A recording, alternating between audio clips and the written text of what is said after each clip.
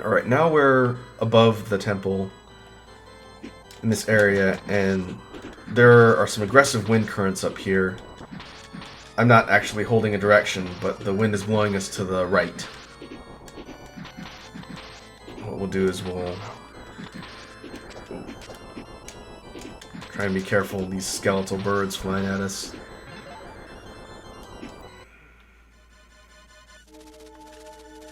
And we have another boss. This boss is called Flyer, I believe. Sort of a bug mantis, dragonfly looking creature. And Flyer's deal is it will sort of fly around the platform and try and run into you.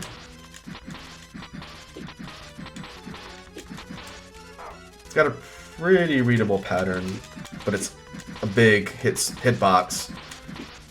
We'll need to give it some space and not let it get too close.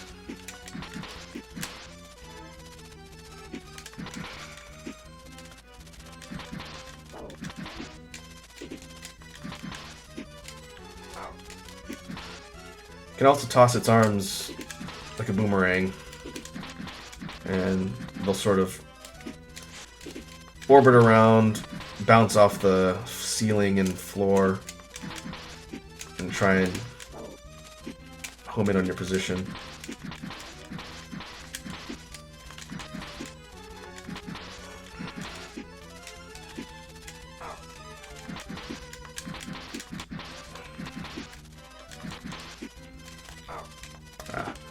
I guess we can burn one of our healing here. If we hit X when we have a consumable item equipped, it will use said item.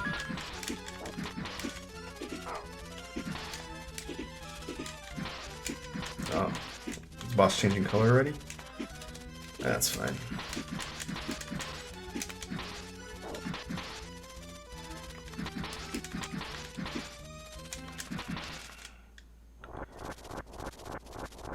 Because I didn't need to use a potion there.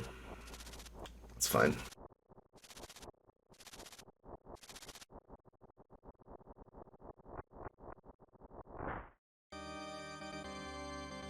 You got the piece of the fire crest called Claw. With it you can climb up walls.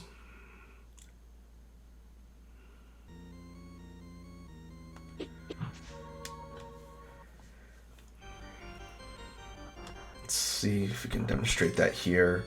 For Claw, when you shoot it at a wall that you couldn't normally grab onto, which this area isn't necessarily a good place to demonstrate this, but say the walls were spikes instead of these grabbable sheer faces. If I shoot the claw fire at the wall, it creates a grabbable surface, so you can scale hazardous areas you wouldn't normally be able to grab on.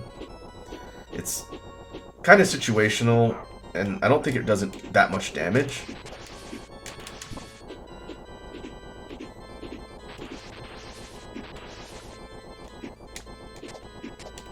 I don't think that'll be more useful than our Buster Shot. But there are a couple spots where there's spike hazards that you can get around by using that particular ability.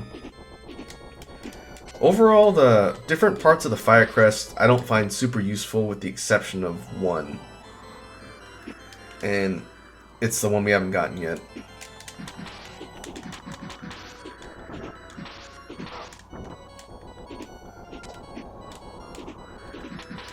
Alright, we'll go through this area and grab the health. This thing down here, this whirlwind, which is easy to miss if you're not paying attention, is the entry to another level. And we get a rematch against a hippogriff. This one's a little bit different color.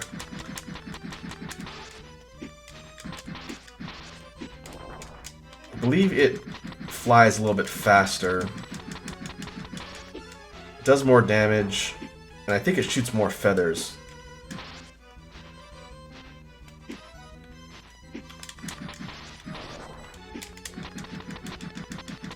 Definitely takes more punishment than the first one we fought.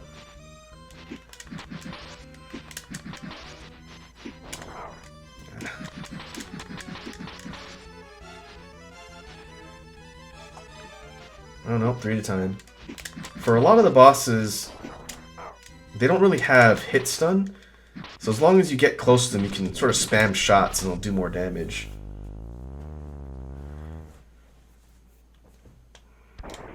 And that's that fight.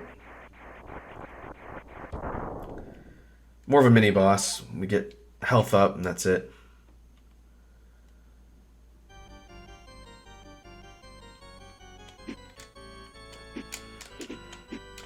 Now we're in sort of a plant tower area.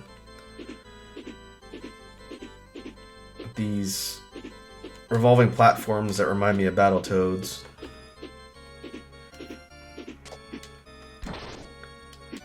Can't climb on the walls here. And our claw shot doesn't work here either.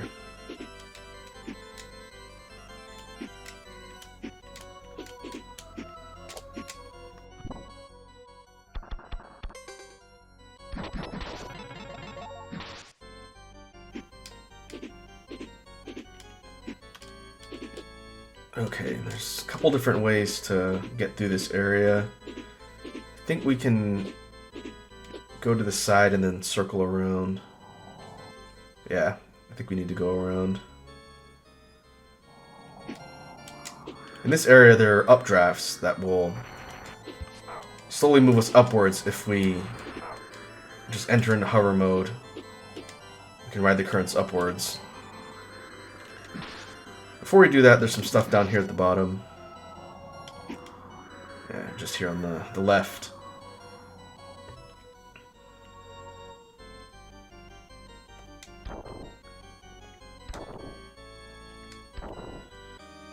We have another talisman.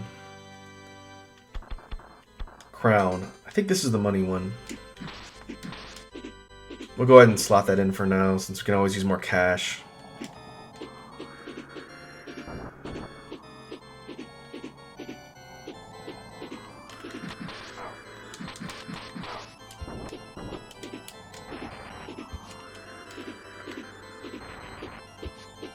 Those moving obstacle things can't be killed, and they'll basically try and land on us from above.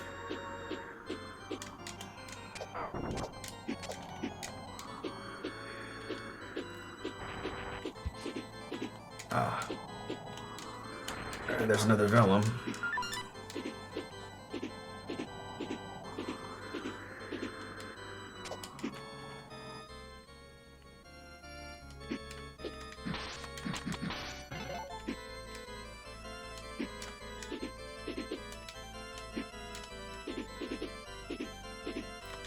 And we've got spooky ghosts. Complete with spooky ghost noises. And these are pretty much an enemy in Ghouls and Ghosts.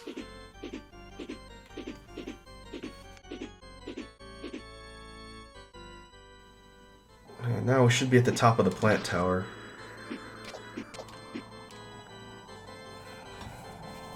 A really neat shot of the moon behind us. And it's Arma again. This time he's green. Because why not? Nice to see you again, Firebrand. There shall be no mercy for you this time. Alright.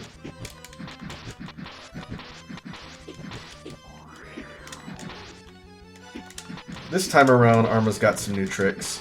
He'll still do his kind of dive bomb attack and his breath attacks. He moves a little bit faster and can take more punishment, and he does have a faster version of his dive like that. That's fairly dangerous.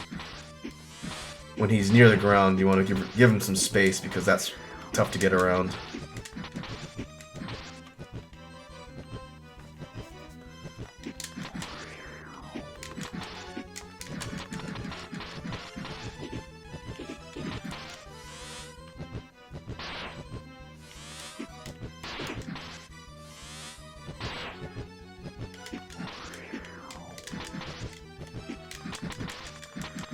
Another new attack that Arma's got in this particular form is you can create this Storm Eagle pillar thing that will suck you in and it'll blow you upwards too.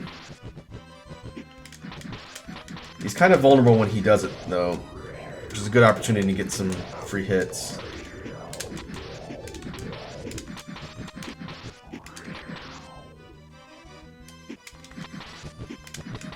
I need to be careful. I think one more hit's gonna kill me. Yep.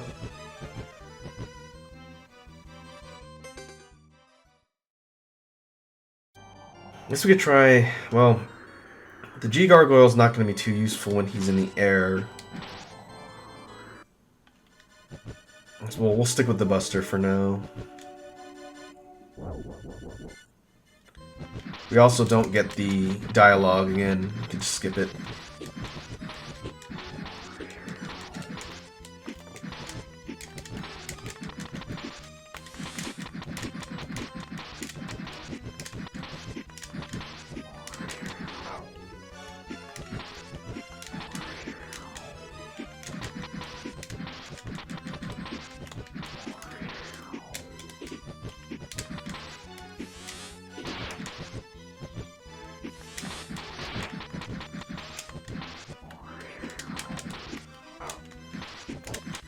A little bit too high.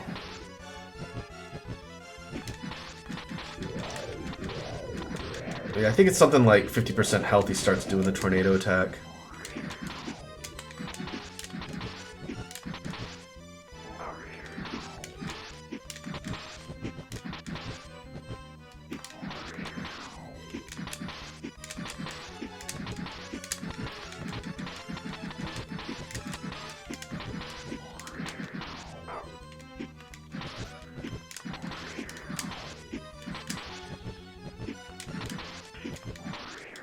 There we go. You gonna laugh at me again? Yep. Can it be? My whirlwind move has been defeated? What are you? Goodbye for now, Firebrand. Alright, what you got for me this time? You have found the Crest of Air. With it you can morph into a gargoyle and soar higher into the air. Alright, let's head back to town and get the new artifact appraised and get some more healing.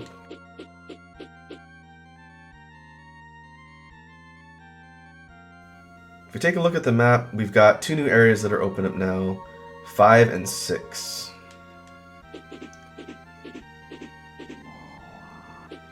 I guess we can continue to go in order here.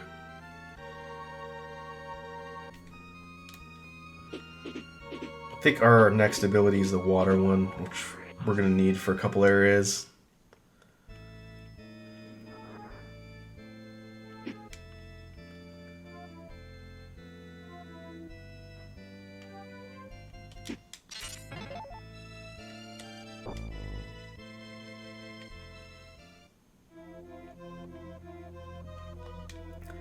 This talisman is called Crown. It'll allow you to collect money more easily. There you go. One of the most handy talismans in the game.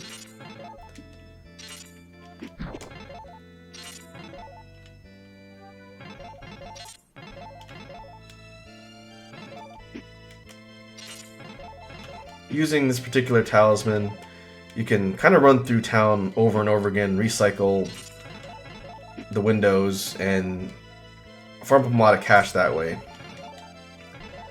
I'm not going to do that right now because I have a decent amount of money.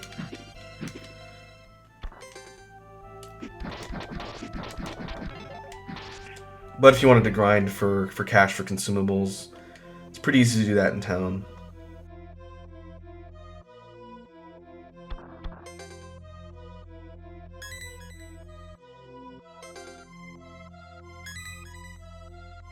And I think our gold tops out at 999, 3 digits.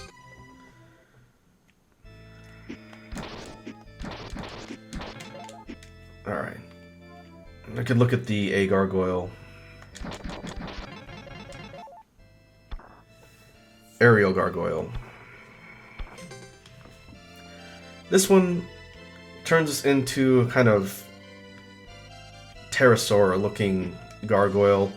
Unlike Firebrand's regular form, where he has an extra set of limbs for his wings, this particular one has its wings attached to its arms, kind of like Phalanx. For the A gargoyle, if we hover, we have the same basic hover, but now when we hit A, we can fly upwards. We can't fly down. Instead, we just have to hit B to cut our altitude. But this particular ability basically means we have the ability to fly at any height we want, which is nice. And the breath projectile is this blade boomerang looking thing, which I think does more damage than the Buster shot.